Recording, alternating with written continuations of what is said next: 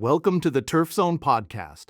This episode features the article Art and Resilience, the Pollinator Garden at the UT Arboretum by Mike Ross, Associate Professor of Plant Sciences, and Jakob Johnson, UT Plant Sciences, Master of Landscape Architecture student. As our relationship with nature and access to natural spaces have become increasingly constrained by urban and suburban growth, we have seen a growing desire by homeowners, parks, and municipalities for naturalistic landscapes that showcase plants as communities. This naturalistic planting design often seeks to abstract naturally occurring ecological habitats and put them in a context that allows people to interact with the plants and their associates in more intentional ways. Pocket prairies, urban meadows, pollinator gardens, even rain gardens can serve these naturalistic functions that, whether in bloom or in winter dormancy, can inspire the heart and captivate the mind. One such place is the Michelle Bradley Campanis Pollinator Garden at the UT Arboretum in Oak Ridge, Tennessee. The Pollinator Garden has developed into something really special during the last 5 years. In many ways, this special garden resource serves as a prime example of resilience in design, and the blending of that resilience with the art of landscape and planting design. My involvement with this project dates back to June 2020. At the time, I had been at the University of Tennessee for almost a year, and with COVID, all educational programs, field days, master gardener, and outreach events had moved online. I had been asked by the UT Arboretum team to give a talk on ecological landscape design. During the presentation, I mentioned that I thought there should be a wildflower center in every state. This was something I brought up during my job interview back in 2019. I still feel strongly about that need. At the talk in 2020, the idea of a wildflower center for Tennessee resonated with Michelle Campanis, who is the education coordinator at the UT Arboretum, who was at the Zoom meeting. She reached out and said they had an area at the Arboretum that would be a great place for a meadow. Would I be interested in helping to create it? And so began a multi-year collaboration with the UT Forest Resources Ag Research and Education Center, REC, Tennessee Naturescapes, undergraduate PLSC students from the Sustainable Landscape Design concentration in the Herbert College of Agriculture, and graduate students from the School of Landscape Architecture in the College of Architecture and Design. Brainstorming and breaking ground, planning the first steps. Our initial discussion centered around a stretch of ground that was next to the recently constructed auditorium and its extensive rain garden. The ground that was identified had become a field of invasive plants, weeds, and assorted woody shrubs and small trees. The team's idea was to create a space that provided visual appeal from the auditorium and that also would contribute to future educational programs that, like the rain garden, could be focused on sustainable and resilient landscapes. In keeping with that charge, it was determined that in addition to shedding the invasive field, we would use fire, herbicide, and solarization as ways to suppress the significant invasive species pressure on the site. Michelle led volunteers through weeding and prepping the site. Kevin Hoyt, the director of the UT Forest Resources Ag Research and Education Center and the Arboretum staff oversaw bush hogging prescribed burns and pesticide application. Don Williams and Tennessee Naturescapes provided the solarization material, and I began working with students and research assistants to develop initial plant lists. The key to successful projects like this one that relies on using abstracted ecosystems is the ability to convey the concept across all collaborative partners. The effective control of invasive and weedy species in the selected site and the shared vision for the pollinator garden were essential for keeping the project moving forward across the last 4 years. Art and resilience in landscape design. An intentional landscape plan is at its most evocative when it marries art and science to varying degrees to bring about experientially rich moments for people to interact with their design surroundings. It can take the form of extravagant fountains and terracing like the Italian Renaissance garden at Villa d'Este, or the over-the-top grandeur of French Baroque landscape designs of master paysagiste André Lenotre, or perhaps our more familiar works from Frederick Law Olmsted and Jens Jensen.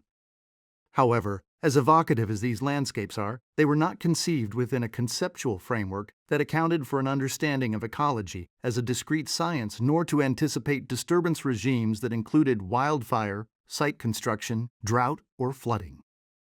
This is precisely where the pollinator garden fits into our contemporary sphere of landscape design practice. The art of planting design, the artful shape, color, and texture of the plants utilized balanced with the realities of ever-changing precipitation, management regimes, unpredictable weather, and scheduling approvals for prescribed burn permits, and fluctuating volunteer schedules and knowledge bases, all impact the success and perception of the project. At the end of the day, the pollinator garden must be both beautiful and functional. It must serve the educational and ecological goals of the REC, as well as benefiting the casual visitor to the Arboretum. It needs to support the well-attended annual Butterfly Festival and other university field days that are part of the education and outreach component of the land-grant mission that the REC serves. It must above all support pollinators and their diverse life histories. The resilience and the art must be linked for the project to succeed. The significance of people as part of an informed design process. A key component in this project has always been the students and volunteers who have dedicated so much time and invested so much of themselves to this undertaking. Whether planting, weeding, constructing, maintaining accessible circulation, or controlling invasive plants. Through their efforts, we have been able to make this project happen. With that said, I think it is particularly meaningful when the work allows student interactions with the garden to reinforce and teach meaningful skills that can shape their own understanding of the profession of landscape design and management. Students working as part of the Living Systems Design Group and the Ross Lab developed plans, researched plant material, learned how to design on-site, set up and space plants, use technology, review spreadsheets, and manage the prairie and meadow ecosystem establishment. In some cases, I would bring my graduate and undergraduate classes out to help with planting. More than once, I had the distinct honor of teaching a beginner student how to plant a plant.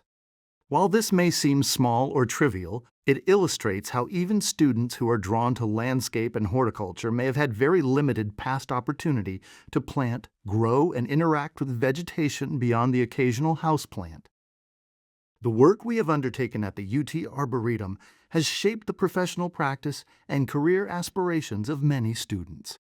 This outcome is further evidence of the immense value that hands-on experiential learning has for future designers, landscape architects, professional gardeners, horticulturists, and landscape managers. Ongoing lessons learned in managing a designed ecological system. As the pollinator garden has continued to establish and grow, there have been key management and maintenance decisions that we have made that will shape its long-term success. First and foremost, controlling invasive and weedy plant encroachment is key to maintaining the structure and visual impact of the garden. Woody plants, even native ones, can markedly change the form and structure if allowed to establish in the meadow. While intentional use of woody plants for their structural and aesthetic contributions must be maintained, careful removal of woody seedlings plus annual burning has helped us keep the invasive and weedy plants in check. Fire, manual removal, ethical, and judicious use of herbicides each contribute key roles in controlling plant compositions throughout the garden. Some species, such as goldenrods, solidago sp, dogfennel, Eupatorium capillifolium, and asters, Symphyotrichum and Eurybria sp, were always planned to be intentional parts of the project, yet these plant species were not intentionally planted or purchased. We knew from past experience that these species would naturally find their own way into our meadow plots and could be expected to colonize on their own. By that same logic, our expectation has also meant that some individuals of these species can show up anywhere and can regenerate in great profusion if left unmanaged. For these plant species, proper thinning, selective removal, and well-timed cutting all aid in keeping these important pollinator plants behaving as good neighbors to the rest of the meadow community. Additionally, when plants are weeded and pulled up, native seed from flowering annual species that we intend to keep well represented in the design are purposefully reapplied into areas of soil disturbance.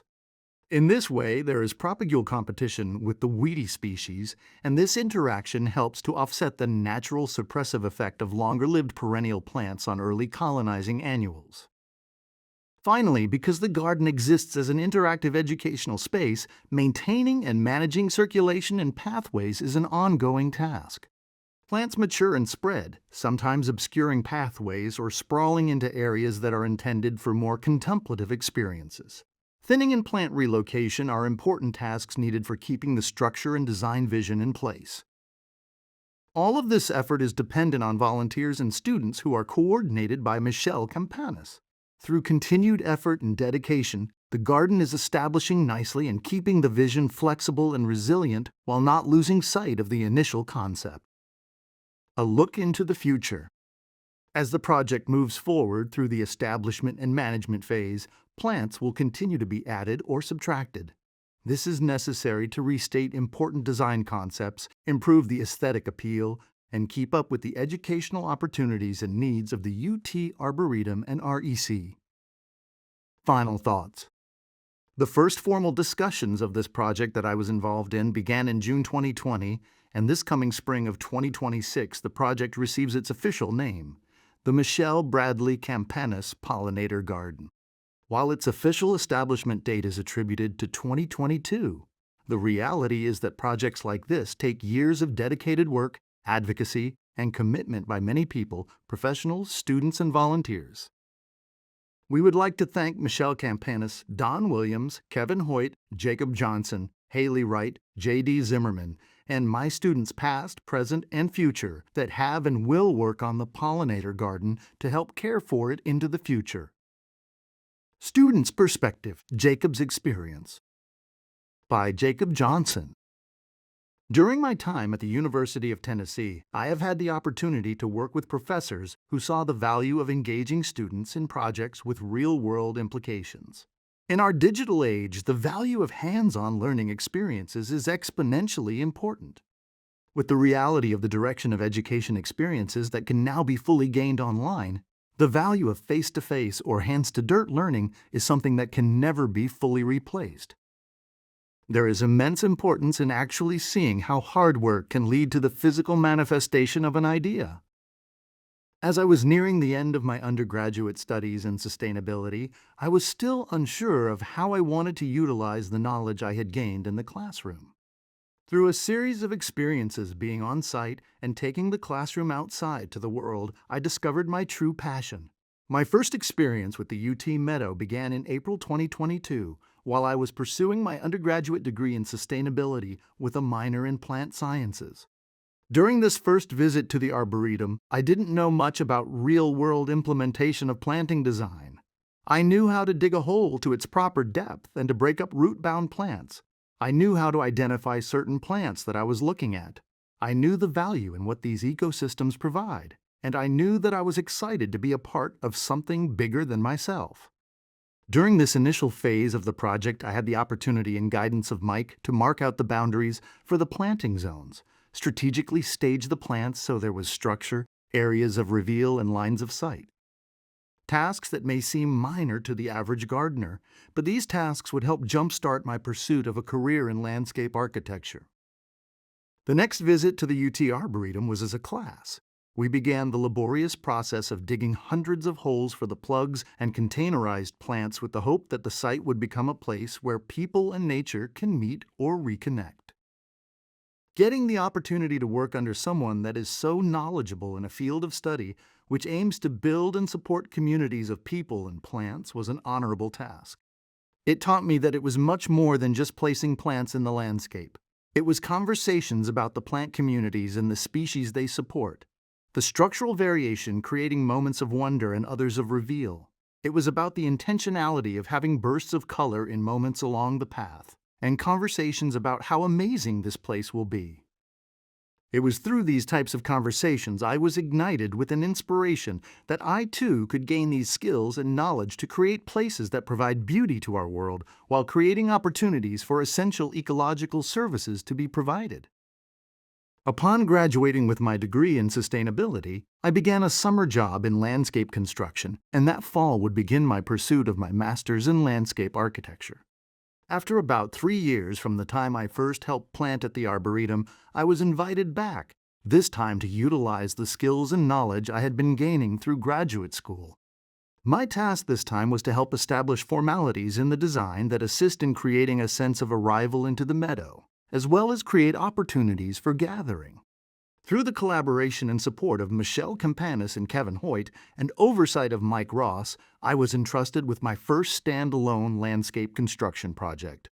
With the use of recycled on-site stone, I constructed planter beds to support tiger eye sumac specimens, Rus typhina ball tiger, to create a gathering space in the middle of the meadow. The entrance for the meadow was designed by Mike Ross and Margaret Mando, a fellow UTK School of Landscape Architecture student, and I was given the opportunity to do detailed construction design, material selection and sourcing, as well as the actual building of the entrance.